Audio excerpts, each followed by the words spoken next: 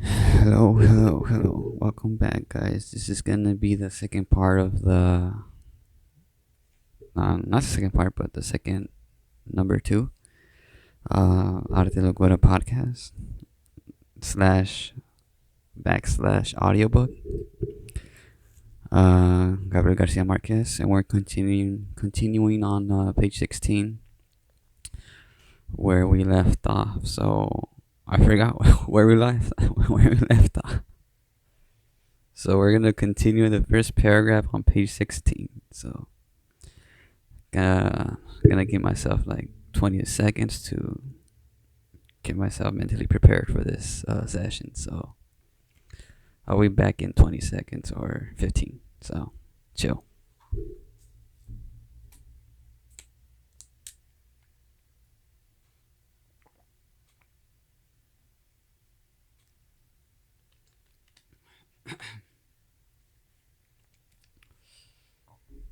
All right, guys. So we're gonna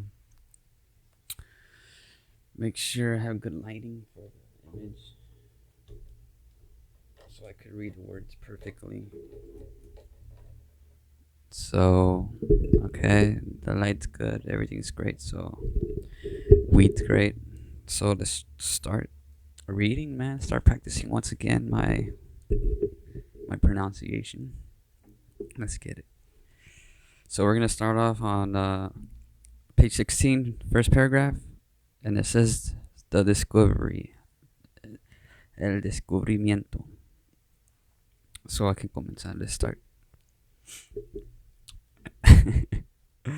The discovery of the galleon, and I hope I pronounce every word right. So, an indication of the proximity of the sea. Broken Jose, Acardio Buendia's drive. He considered it a trick of his whimsical fate to have searched for the sea without finding it.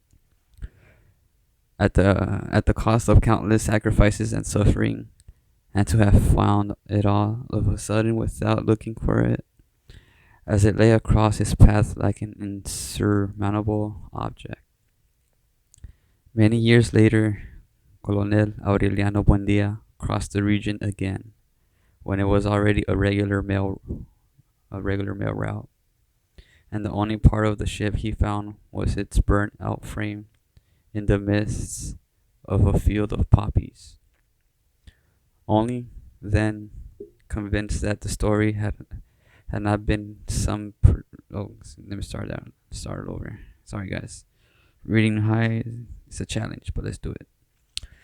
Only then, convinced that the story had not been some product of his father's imagination, did he wonder how the galleon had been able to get inland to that spot.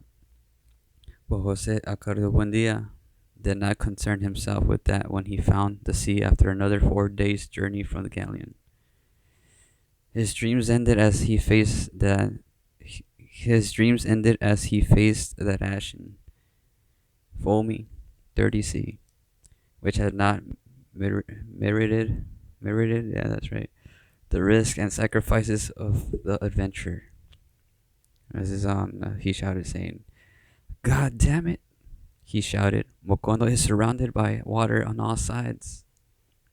The idea of a peninsular Mokondo prevailed for a long time, inspired by the arbitrary map that Jose Acardo Buendia sketched on his return from the expedition. He drew it in rage, evilly exaggerating the difficulties of communication as if to punish itself no excuse me as if to punish himself for the absolute lack of sense with which he had chosen the place. "We'll never get anywhere," he lamented to Ursula, that's his wife, I think. We're going to rot our lives away here without receiving the benefits of science. That serenity mold over the excuse me that serenity mold okay, let's try again. That serenity muled over the s- muled over for several months in the small room he used as his laboratory, brought him to the conception of the plan to move Mokondo to a better place. By that time, Ursula had anticipated his feverish designs. With the secret and implacable labor of let's start again. With the secret and implacable labor of a small ant, she predisposed the women of the village against the flight. Let's try again. Kind of losing myself on this shit. With the secret and implacable labor of a small ant, she predisposed the women of the village against the flightiness of their husbands, who were already preparing for the move. Jose Acardio Buendia did not know at what moment or because of what adverse forces his plan had become enveloped in a web of pretexts, disappointments, and invasions until it returned into nothing but an illusion. Ursula watched him with innocent attention and Ursula watched him with innocent attention and even felt some pity for him on the morning when he found him in the back room muttering about his plans for moving as he placed his laboratory pieces in their original boxes. She let him finish. She let him nail up the boxes and put his initials on them with an inked brush. That sounds pretty cool. Without reproaching him, but knowing now that he knew, because she had heard him say so in his soft monologues, that the men of the village would not back him up in his undertaking. Only when he began to take down the door of the room did Ursula dare ask him what he was doing, and he answered with a certain bitterness, "Since no one wants to leave, we'll leave all by ourselves." Ursula did not become upset. "We will not leave," she said. "We will stay here because we had, excuse me, we will stay here because we have had a son here. We have still not had a death," he said. "A person does not belong to a place until there is someone dead under the ground." Ursula replied with a soft firmness, If I have to die for the rest of you to stay here, I will die." Jose Acardo Buendia had not thought that his wife was so firm. He tried to seduce her with the charm of his fantasy, with the promise of a prodigious world where all one had to do was sprinkle some magic liquid on the ground and the plants would bear fruit whenever a man wished, and where all manner of instruments against pain were sold at bargain prices. We're on top of page 18. But Ursula was insensible to his clairvoyance. Clairvoyance? Clairvoyance? I don't know. Just mark that word. "Instead of going around thinking about your crazy inventions, you should be worrying about your sons," she replied. "Look at the state they're in, running wild just like donkeys." Jose Acardo Buendia took his wife's words literally. He looked out the window and saw the barefoot children in the sunny garden, and he had the impression that only at that instant had they begun to exist, conceived by Ursula's spell. Something occurred inside of him then, something mysterious and definitive that uprooted him from his own time and carried him adrift through an unexplored region of his memory. While Ursula continued sweeping the house, which was safe now from being abandoned for the rest of her life, he stood there with an absorbed look, contemplating the child, contemplating the children until his eyes became moist and he dried them with the back of his hands, exhaling a deep sign of resignation. "All right," he said. "Tell them to come help me." I'm getting faded. Alright, he said. Tell them to come help me take the things out of the boxes. So I guess he told the children to help him. Jose Cardio, the older of the children, was 14. He had a square head. He had a square head, thick hair, and his father's character. Although he had the same impulse for growth and physical strength, it was early evident that he lacked imagination.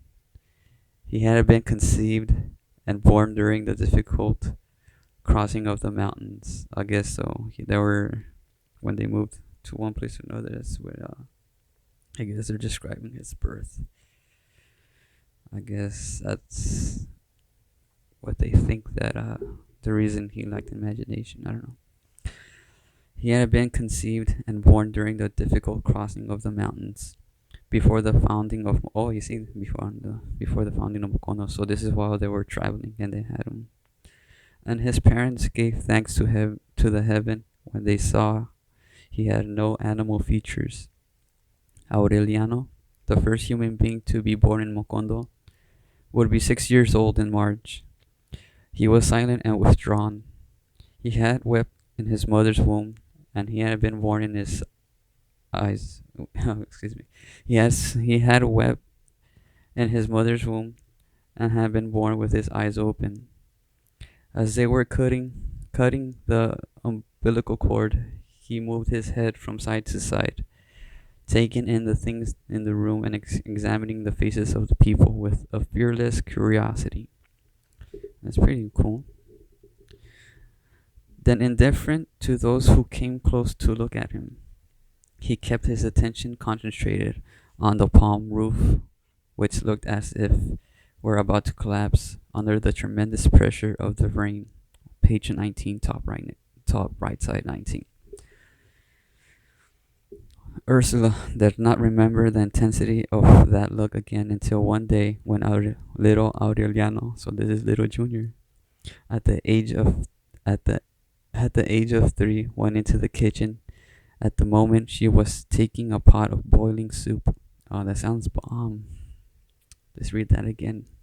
Went into the kitchen at the moment she was taking a pot of boiling soup from the stove and putting it on the table. The child, perplexed, said from the doorway, "It's going to spill." The pot was firmly placed in the center of the table. But just as soon as the child made his announcement, it began an unmistakable movement towards the edge, as if impelled by some inner dynamism. Dynamism. All right, let's go. And it fell and broke on the floor. Excuse me. Ursula, alarmed, told her husband about the episode, but he interpreted it as a natural phenomenon. That was the way he always was, alien to the existence of his sons, partly because he considered childhood as a period of mental insufficiency. Damn. And partly because he was also too absorbed in his fantastic speculations. But since that afternoon when he called the children in to help him unpack the things in the laboratory, he gave them his best hours. In the small separate room, where the walls were gradually being covered by strange maps and fabulous drawings, he taught them to read and write and do sums, and he spoke to them about the wonders of the world, not only where his learning had extended, but forcing the limits of his imaginations to extremes. It was in that way that the boys ended up learning that in the southern extremes of Africa there were men so intelligent and peaceful that their only pastime was to sit and think, and that it was possible to cross the Aegean Sea on foot by jumping from island to island all the way to the port of Salonika. Those hallucinations sessions remained printed on the memories of the boys in such a way that many years later, A second before a regular army, a second before the regular army officer gave the firing squad the command to fire, Colonel Aureliano Buendia saw once more that warm March afternoon on which his father had interrupted the lesson in physics and stood fascinated, with his hand in the air and his eyes motionless, listening to the distant pipes, drums, and jingles of the gypsies, who were coming to the village once more, announcing the latest and most startling discoveries of the sages of Memphis. We're on top of page 20. Okay, let's kind of review what we read. So they basically describe the timeline where one of his older sons, the square-headed guy, was born in between the crossing and the adventure when they started founding the Mokondo village. So I guess this is what reading is about when you start discovering what really goes on in a book, and yet you cannot imagine it yet because you're paying attention to what's happening. All right, let's keep going. So far, so good. There were new gypsies, young men and women who knew only their own language, handsome specimens with oily skins and intelligent hands, whose dances and music sowed a panic of uproarious joy through the streets, with parrots painted all colors reciting Italian arias,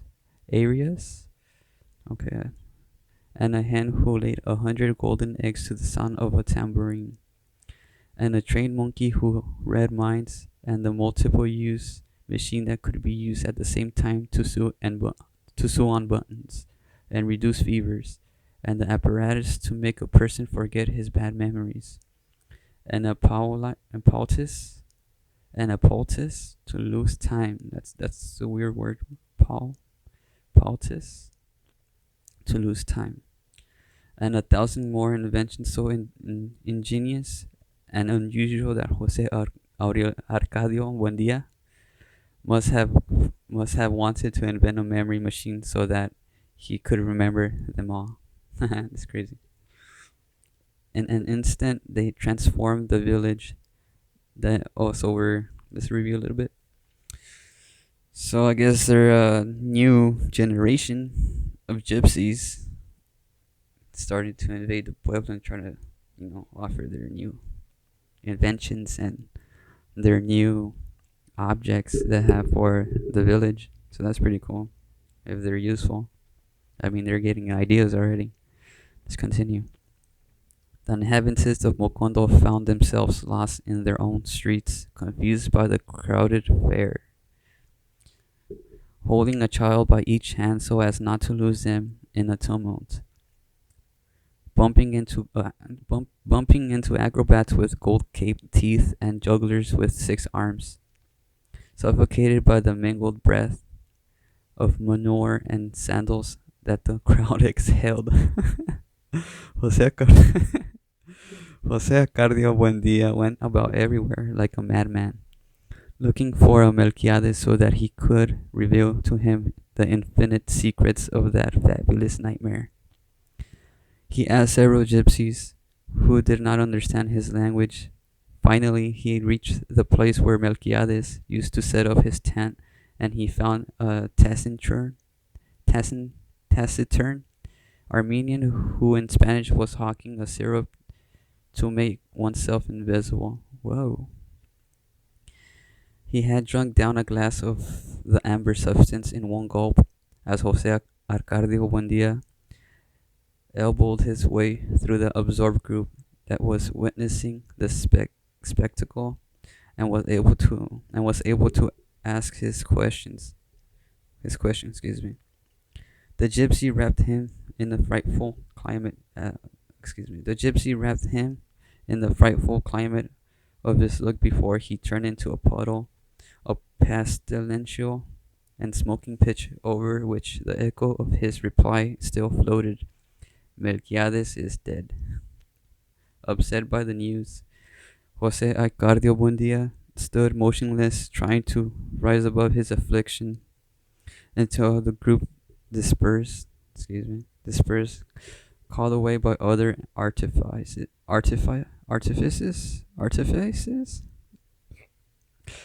Okay, by other artifices, I think. And the puddle of the taciturn Armenian evaporated completely. Other gypsies confirmed later on that Melquiades had, in fact, succumbed, succumbed to the fever on the beach at Singapore, and that his body had been thrown into the deepest part of the Java Sea. The children had no interest in the news. They insisted that their father take them to see the overwhelming novelty of the sages of Memphis that was being advertised as the entrance of a tent that, according to what was said, had belonged to King Solomon. They insisted so much that Jose Acardio Buendia paid the 30 reals and led them into the center of the tent, where there was a giant with a hairy torso and shaved head, with a copper ring in his nose and a heavy iron chain on his ankle, watching over a pirate chest. When it was opened by the giant, the chest gave off a glacial exhalation. Exhalation. So let's read that again. When it was opened by the giant, the chest gave off a glacial exhalation. Exhalation, yeah. Inside there was only an enormous transparent block with infinite internal needles in which the light of the sunset was broken up into colored stars. That sounds like a spectrum. Inside there was only an enormous transparent block with infinite internal needles in which the light of the sunset was broken up into colored stars. Okay. Disconcerted, knowing that the children were waited for an immediate explanation, Jose Cardio Buendia ventured a murmur. Is the largest diamond in the world? No, the gypsies countered. It's ice. Jose Acardio Buendia, without understanding, stretched out his hand towards the cake, but the giant moved it away. 5 reals, more to touch it. Oh shoot, you're gonna ball him up. He said. Jose Acardio Buendia paid them and put his hand on the ice and held it there for several minutes as his heart filled with the fear of jubilation at the contact with mystery. Without knowing what to say, he paid 10 reals. I don't know how to say that word, reals or reals. Realis. More so that his sons could have the prodigious experience. Let's see where we at. Little Jose Acardio refused to touch it. Aureliano, on the other hand, took a step forward and put his hand on it, withdrawing it immediately. It's boiling, he exclaimed, startled. But his father paid attention to him, intoxicated by the evidence of the miracle. He forgot at that moment about the frustration of his delirious undertakings and Melquiades' body. Abandoned to the appetite of the squid, he paid another 5 reals, and with his hand on the cake, as if giving testimony on the Holy Scriptures, he exclaimed, "This is the great invention of all of our time." Excuse me. Let's try that again. This is the great invention of our time. Whoa. Page 23. Top of the page. I'm gonna take a 15-second break with water, and we'll try to review what we just read. All right. So chill.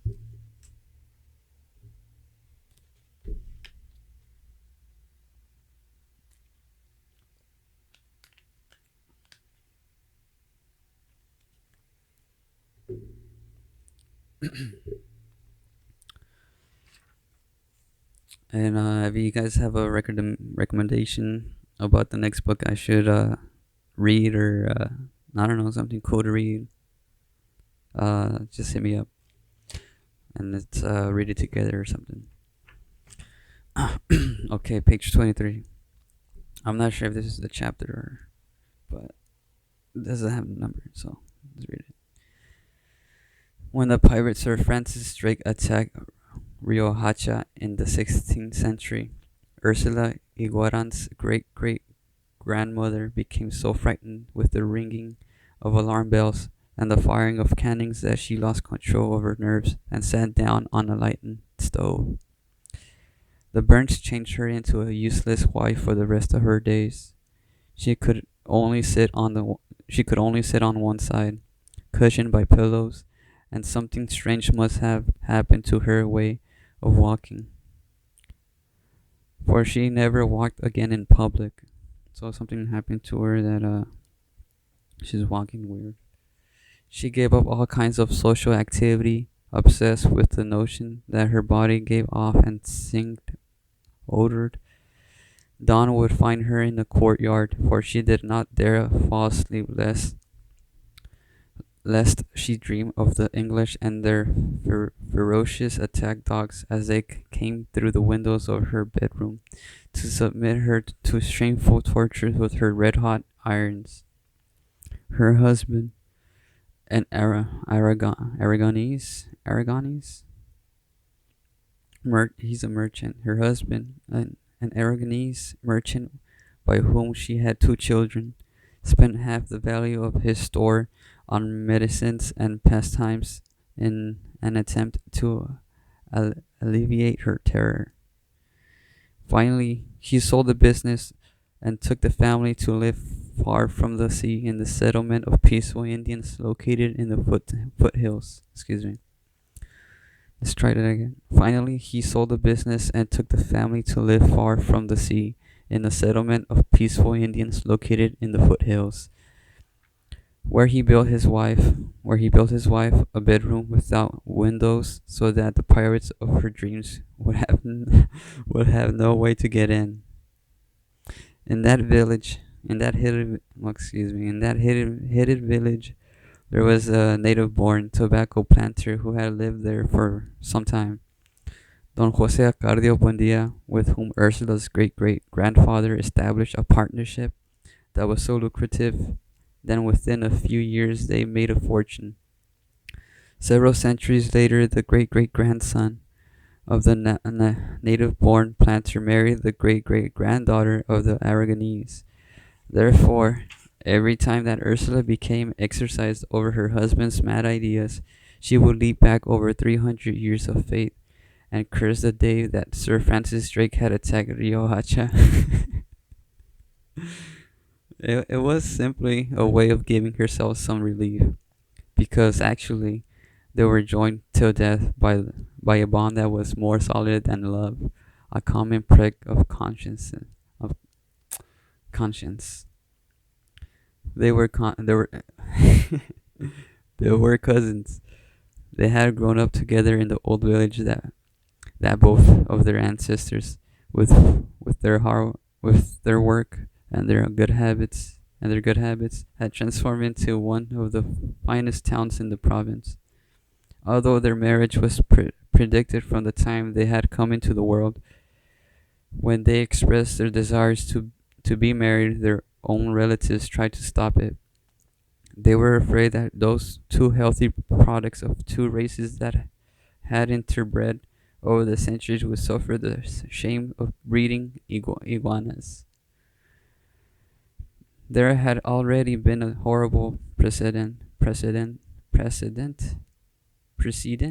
There you go, precedent. An aunt of Ursula's, married to an uncle of Jose Acardo Buendia, had a son who felt through life wearing loose, baggy trousers and who bled to death after having lived 42 years in the purest state of virginity. For he had been born and had grown up with a cartilaginous, cartilaginous, cartilaginous, no, not genius, excuse me, The cartilaginous genus in the shape of a corkscrew, and with a small corkscrew with a small tuft of hair on the tip. A pig's tail that was never allowed to be seen that by any woman, and that cost him his life when a butcher friend did him a favor of chopping it off with his cleaver. Jose Ricardo Buendia, with the whimsy of his 19 years, resolved the problem with a single phrase. I don't care if I have piglets as long as they can talk. So they were married amidst a festival of fireworks and a brass band that went on for 3 days.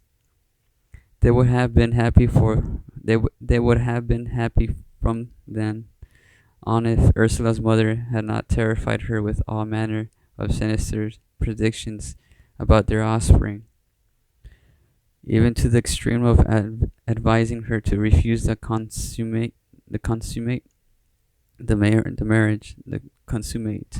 marriage, fearing that her stout and willful husband would rape her while she slept. Ursula, before going to bed, would put on a rudimentary kind of drawers that her mother had made out of sailcloth and had reinforced with a system of crisscross leather straps. And that was also, that was fucking inventing words. Fuck, crazy. And that was closed in the front by a thick iron buckle. That was how they lived for several months. During the day, he would take care of his fighting cocks, and she would do frame embroidery with her mother. At night, they would wrestle for several hours in an anguished violence that seemed to be a substitute for the act of love, until popular intuition got a whiff of something irregular, and the rumor spread that Ursula was still a virgin a year after her marriage because her husband was impotent. Impotent. Jose Ricardo Buendia was that last one to hear the rumor. Look at what people are going around saying, Ursula. He told his wife very calmly. Let them talk, she said. We know she said. We know that it's not true. So the situation went on the same way for another 6 months until the tragic Sunday when Jose Ricardo Buendia won a cockfight from Prudencio Aguilar. Furious, aroused by the blood of his bird, the loser backed away from Jose Ricardo Buendia so that everyone in the cockpit could hear what he was going to tell him. Congratulations, he shouted. Maybe the rooster of yours can do your wife a favor. I'm not sure if this guy's being a dick or not. Jose Ricardo Buendia, Serenity, picked up his rooster. I'll be right back, he told everyone. And then the Prudencio Aguilar, you go home and get a weapon because I'm going to kill you. Oh shit, he was kind of being a bully. 10 minutes later, he returned with a notched spear that had belonged to his grandfather. At the door to the cockpit, where half of the town had gathered, Prudencio Aguilar was waiting for him. Okay, Prudencio Aguilar is the guy who lost the cockfight, in case you guys are losing interest in these characters. There was no time to defend himself. Jose Ricardo Buendia, spear thrown with the strength of a bull and with the same good aim with which the first Aureliano Buendia had exterminated the jaguars in the region, pierced his throat. Oh crap. I didn't say that, but damn. That night, as they held a wake over the corpse in the cockpit, Jose Ricardo Buendia went into the bedroom. As his wife was putting on her chastity pants, pointing the spear at her, he ordered, take them off. Ursula had no doubt about her husband's decision. You'll be responsible for what happens, she murmured. Jose Ricardo Buendia stuck the spear into the dirt floor. Wait, when are they killing people? If you bear iguanas, we'll raise iguanas, he said, but there will be no more killings in this town because of you. It was a fine June night, cool and with the moon, and they were awake and frolicking in the bed until dawn, indifferent to the breeze that passed through the bedroom, loaded with the weeping and Prudencio Aguilar's kin. The matter was put down as a duel of honor, but both of them were left with a twinge in their conscience. One night, we one night when she could not sleep, Ursula went out into the courtyard to get some water, and she saw Prudencio Aguilar by the water jar. He was livid, a sad expression on his face, trying to cover the hole in his throat with a plug made of esparato grass. He did not bring on fear in her, but pity. She went back to the room and told her husband what she had seen, but he did not think much of it. This just means that we can't stand the weight of our conscience. Is that conscience? Conscience. I gotta do some real quick research, guys. So, conscience. I think it's conscience. Yeah. 2 nights later, Ursula saw Prudencio Aguilar again in the bathroom using the spatula plug to wash the clotted blood from his throat. On another night, she saw him strolling in the rain. Jose Cardio Buendia, annoyed by his wife's hallucinations, went out into the courtyard armed with a spear. There was the dead man with his sad expression. You go to hell, Jose Cardio Buendia shouted at him. Just as many times as you come back, I'll kill you again. Oh shit. Prudencio Aguilar did not go away, nor did Jose Cardio Buendia dare throw the spear. He never slept well after that. He was tormented by the immense desolation with which the dead man had looked at him through the rain. His deep nostalgia as he yearned for living people.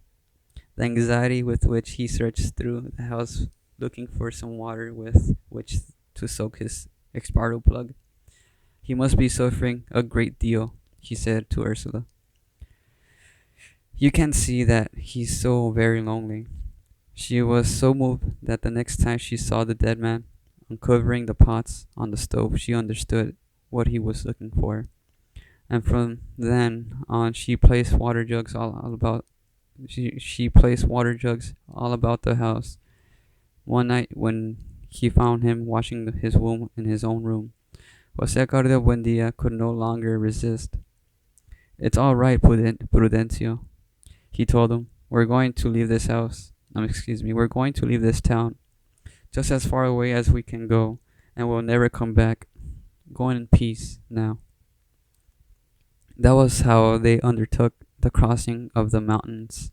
Several friends of Jose Cardios Buendia, young men like him, excited by the adventure, dismantled their houses and packed up, along with their wives and children, to head towards the land that no one had promised them. Before he left, Jose Cardo Buendia buried the spear in the courtyard, and, one after the other, he cut the throats of his magnificent fighting cocks, trusting that in that way he could give some measure of peaceful Prudencio Aguilar. All that Ursula took along were a trunk with her bridal clothes, a few household utensils, and a small chest with gold pieces that she had inherited from her father. They did not lay out any definite itinerary. They did not lay out any definite itinerary. They simply tried to go on in direction opposite to the road of Riohacha, so that they would not leave any trace or meet any people they knew. It was an absurd journey. After 14 months, her stomach corrupted by monkey meat and snake stew, Ursula gave birth to a son who had all of his features humans. She had traveled half of the trip in a hammock that two men carried on their shoulders because swelling had disfigured her legs and her varicose veins had puffed up like bubbles. Although it was pitiful to see them with their sucking stomachs and languid eyes, the children survived the journey better than the parents, and most of the time it was fun for them. One morning, after almost 2 years of crossing, they became the first mortals to see the western slopes of the mountain range. From the cloudy summit, they saw the immense aquatic expanse of the great swamps as it spread outwards towards the other side of the world. But they never found the sea. One night, after several months of lost wandering through the swamps,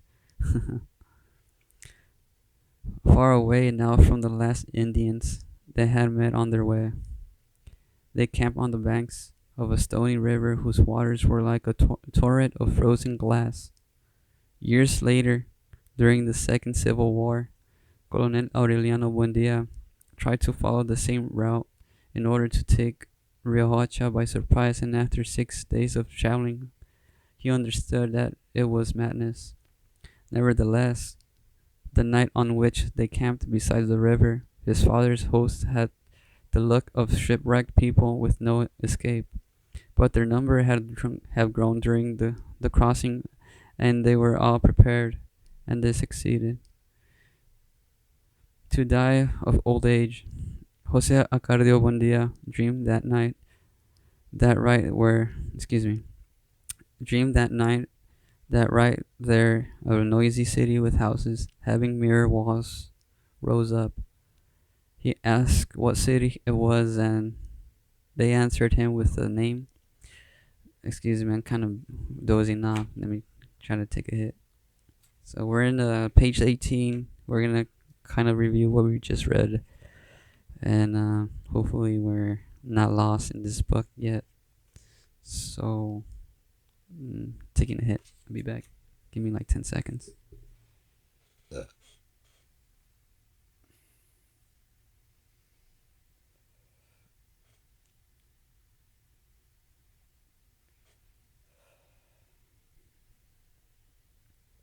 Alright, just catching a water break.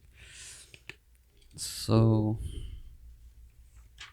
what do we read? So we read that he throated someone with a spear because he was being attacked by this Preducio. What was his name? Predencio Aguilar, the guy who lost the cockfight. Still happens to survive somehow, but and now I'm kind of lost what I read, but let's keep going anyway. Let me see, what page was I in? 28? Was I in page 28? Never guess it worked like that. Okay, let's start again. He asked what city it was, and they answered him with a name that he never heard, that had no meaning at all, but that had a supernatural echo in his dream. Mocondo. On the following day, he convinced his men that they would never find the sea. He ordered them to cut down the trees to make a clearing beside the river and the coolest spot on the bank, and there they founded the village. Jose Cardo Buendia did not succeed in deciphering the dream of houses with mirrored walls until the day he discovered ice. Then he thought he understood his deep meaning. He thought that in the near future they would be able to manufacture blocks of ice on a large scale from such a common material as water, and with them build the new houses of the village. So he's grabbing ideas from basically water to make houses out of them. So that's pretty cool thinking, but I don't think it's gonna work in such weather. I'm not sure if it's ice cold as it is, but let's keep going. Mokondo would no longer be a burning place where the hinges and door knockers twisted with the heat, but would be changed into a wintry city. If he did not preserved preserved in his attempts to build an ice factory. It was because that at that time he was absolutely enthusiastic over the education of his sons, especially that of Aureliano, who from the first who the first had revealed a strange intuition for an alchemy. The laboratory had been dusted off, reviewing Melquiades' notes, serene now, without the exhalation of novelty. In prolonged and patient sessions, they tried to separate Ursula's gold from the debris that was stuck on the bottom of the pot. Young Jose Acardio scarcely took a part in, took part in the process. Excuse me. While his father was involved body and soul with his water pipe, and when willful firstborn, who had always been too, who has a, oh my god, getting hit by that fucking joint. No, just kidding. He had become while his father was involved body and soul with his water pipe, the winful firstborn, who had always been too big for his age, had become a monument adolescent. His voice had changed, and incipient fuzz appeared on his upper lip. One night, as Ursula went into the room where he was undressing to go to bed, she felt a mingled sense of shame and pity. He was the first man that she had seen naked after her husband, and he was well equipped for life that he seemed abnormal. Ursula, pregnant for the third time, relived her newly-wed terror. Oh, that's scary. That's scary. Around that time, a merry, foul-mouthed, provocative woman came to the house to help with the chores, and she knew how to read the future in cards. Ursula spoke to her about her son. She thought that it was disproportionate size was something as unnatural as her cousin's tail of a pig. That woman let out an expansive laugh that resounded through the house like a spray of broken glass. Just the opposite, she said. He'll be very lucky.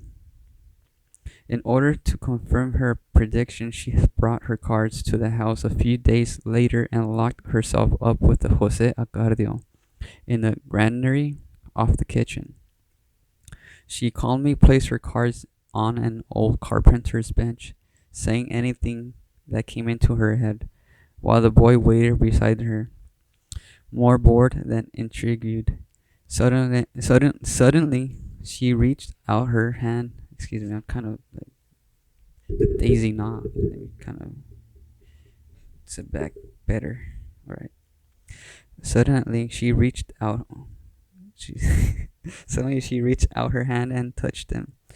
Lordly, she said, sincerely startled, and that was all she could say. Jose Cardio felt his bones filling up with foam, and languid fear, and a terrible desire to weep. The woman made no insinuations. The woman made no insinuations. All right.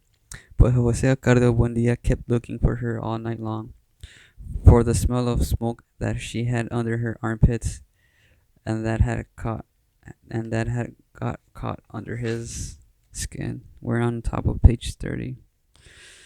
He wanted to be with her at all time. He wanted her to be his mother, for them never to leave in granary, and for her to say "lordly" to him. One day he could not stand it any more, and he went looking for her at her house. He made a formal visit, sitting uncomprehendingly in the living room without saying a word. At that moment, he had no desire for her. He found her different, entirely foreign to the image that her smell brought on, as if she were someone else.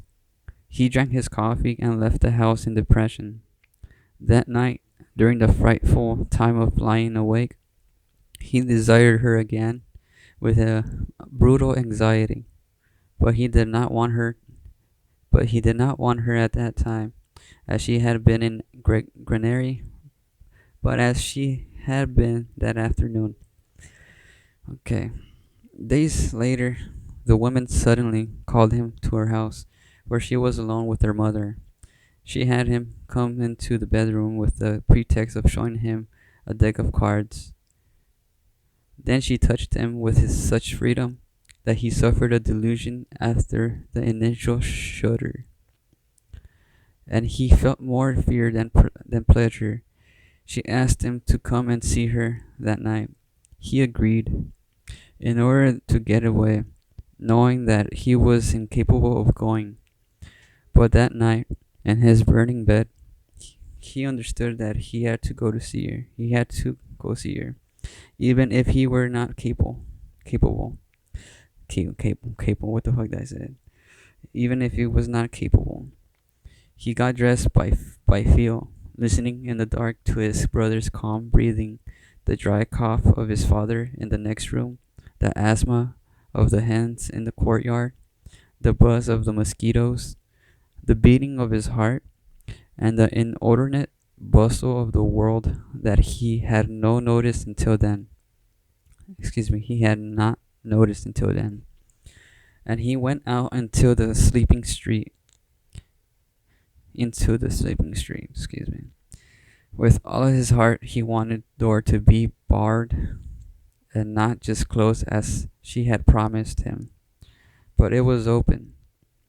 He pushed it with his tips of his fingers, and the hinges yielded with a more mournful and articulate moan that left a frozen echo inside of him. From that, from the moment he entered sideways and trying not to make a noise, he caught the smell. He was still in the hallway where the woman's three brothers had their hammock in positions that he could not see and that he could not determine in the darkness as he felt his way along the hall to push open the bedroom door and get his bearings there as not to mistake the bed. Let me go back again because I'm breaking up. He was still in the hallway where the woman's three brothers had their hammocks in positions that he could not see and that he could not determine in the darkness as he felt his way along the hall to push open the bedroom door and get his bearings there so as not to mistake the bed. He found it. He bumped against the ropes of the hammocks, which were the lower than he had suspected, and a man who had been snoring until then turned in his sleep and said in a kind of delusion, "It was Wednesday." When he pushed open the bedroom door, he could not prevent it from scraping against the uneven floor. Suddenly, in the absolute darkness, you understood with a hopeless nostalgia that he was completely disoriented, sleeping in the narrow room where the mother, another daughter, and with her husband and two children, and the woman who may not have been there. Damn, fucking faded. He could have guided himself by the smell of if the smell had not been all he couldn't excuse me. He could have guided himself by the smell if the smell had not been all over the house. So devious and at the same time so definite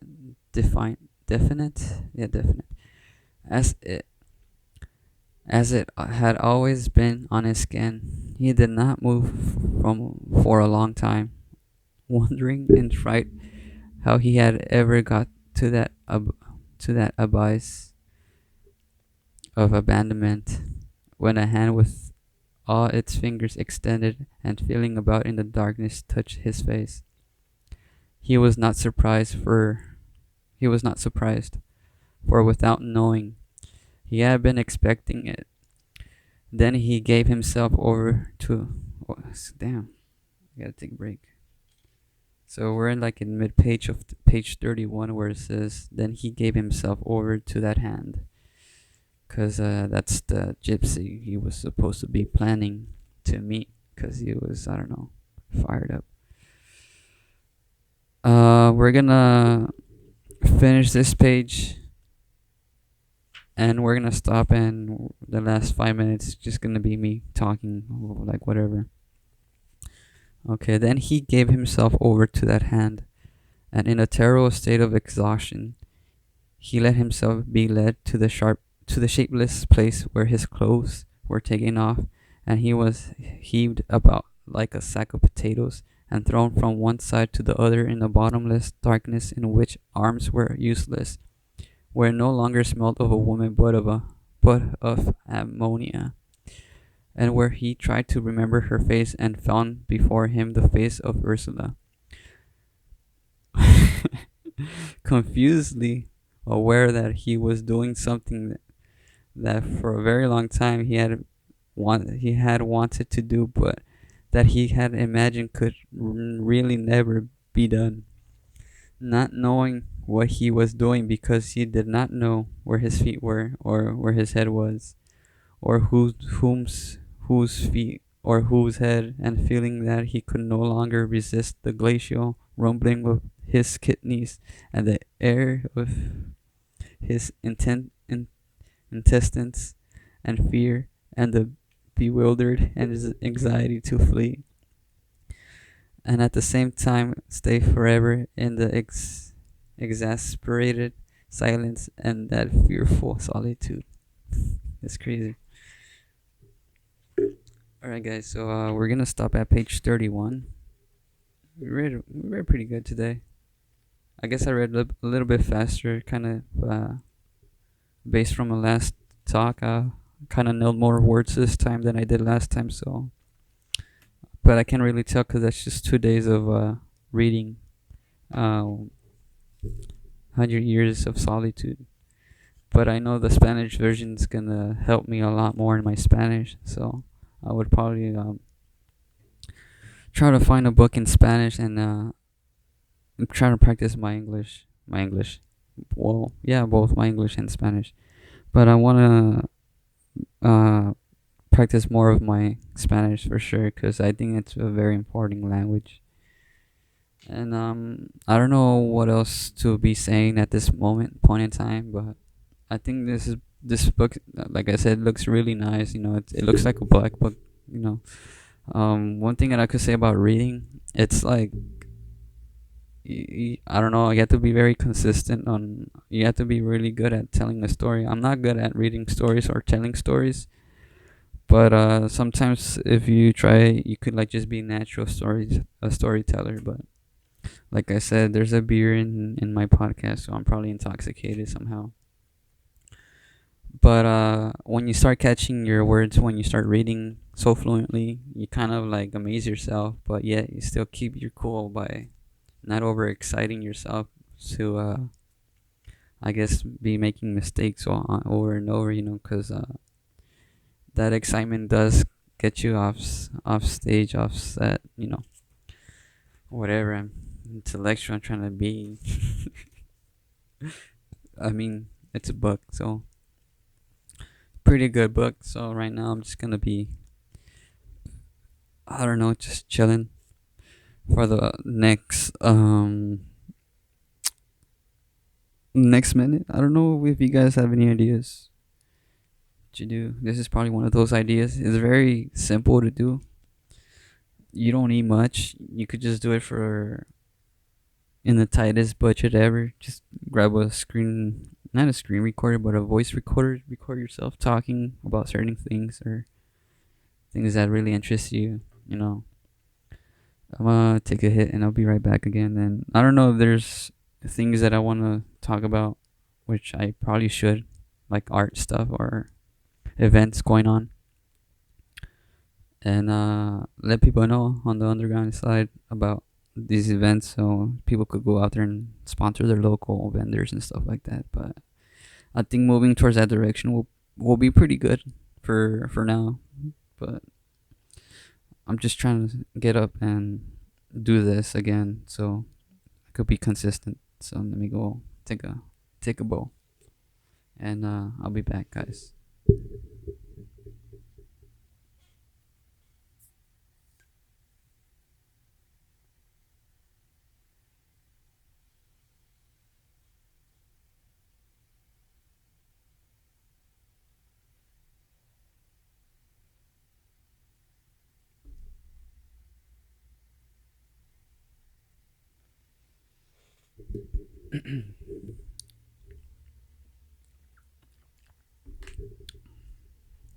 Yeah. So what's up, guys? So I'm just putting this book to the side, or I'm putting it on my bookshelf, so I know next time where to grab it.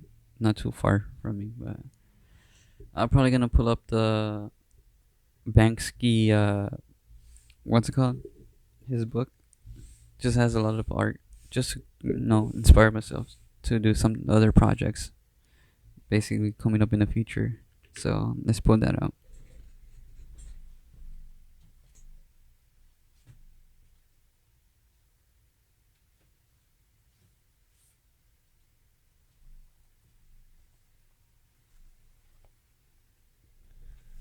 Banksy War and Peace. I don't know how he's trying to say that, but yeah, man. What can we jump into?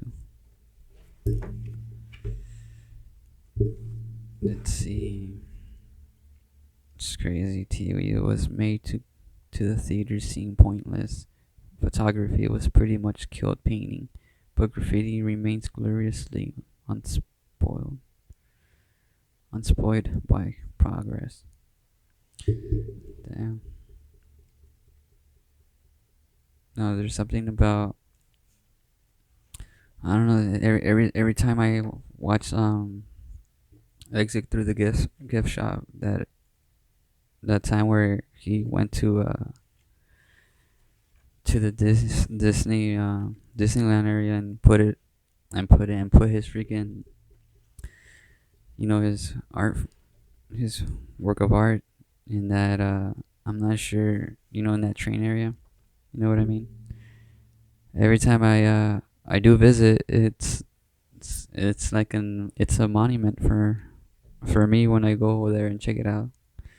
Cause it just feels like he filmed it yesterday, and it looks quite the same too. And actually, fucking what was it, Brainwash? We just chilled there, and that movie's crazy. I should highly suggest you guys to go look for that movie. But I don't know what else to say, guys. There's gonna be the I don't know, man. The ending. I don't know. I kind of read my goal. Little by little. So yeah, guys. Thank you for listening, and this was number 2. Yeah. Don't know what else to say, but hope everybody is sticking around with that book. I'll read some more next time. So take care of yourself. Cuídense, hermanos, hermanas, and arte locura out. Bye.